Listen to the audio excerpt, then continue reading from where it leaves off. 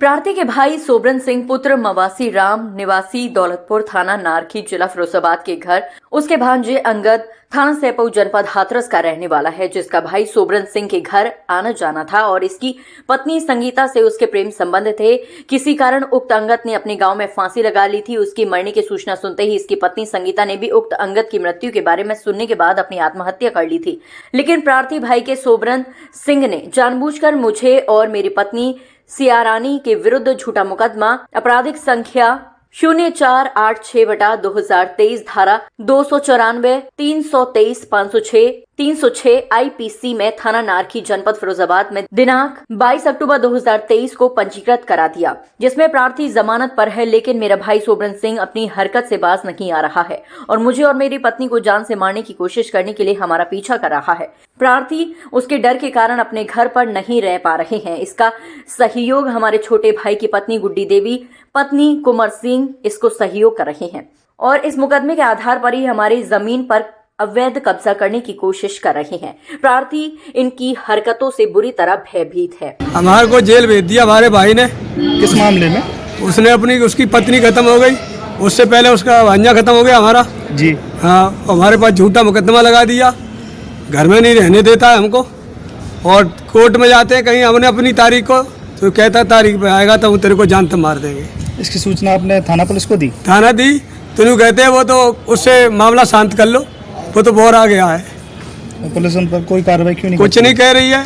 100 number से हमने phone किया था, दबरी पकड़ लिया, तब हमने सुनू कह रही कि हम जा रहे हैं, फिर हमको अभी बताएंगे, फिर हमको कोई सूचना नहीं दी। आज आपने यहाँ अधिकारियों से मुलाकात की है, क्या आश्वासन दिया है उनके द्वारा? उन्हें कही हमको न्याय मिलना चाहिए, हमको न्याय मिलना चाहिए बस। अधिकारियों से मिले, उन्होंने क्या कहा आपसे? उन्हें कहा हाँ आपको मिलेगा।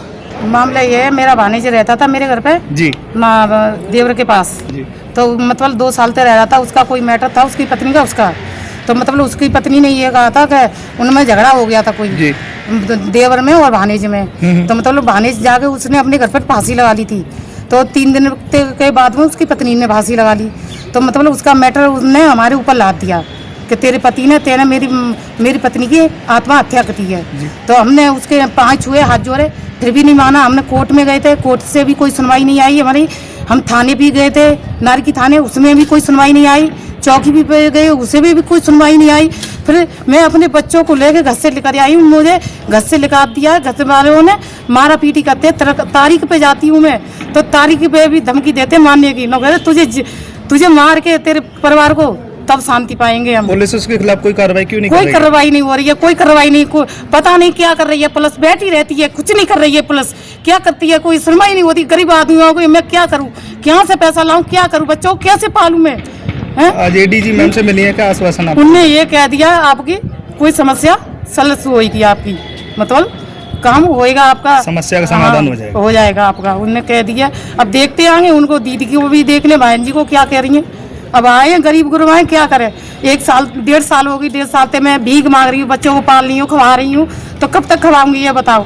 सास ससुर में वो भी उसी के साथ है, देवर जेठ है उसी के साथ है, मैं क्या करूँ बताओ? मेरा घर से सब बर्बाद हो गया है। ठीक है।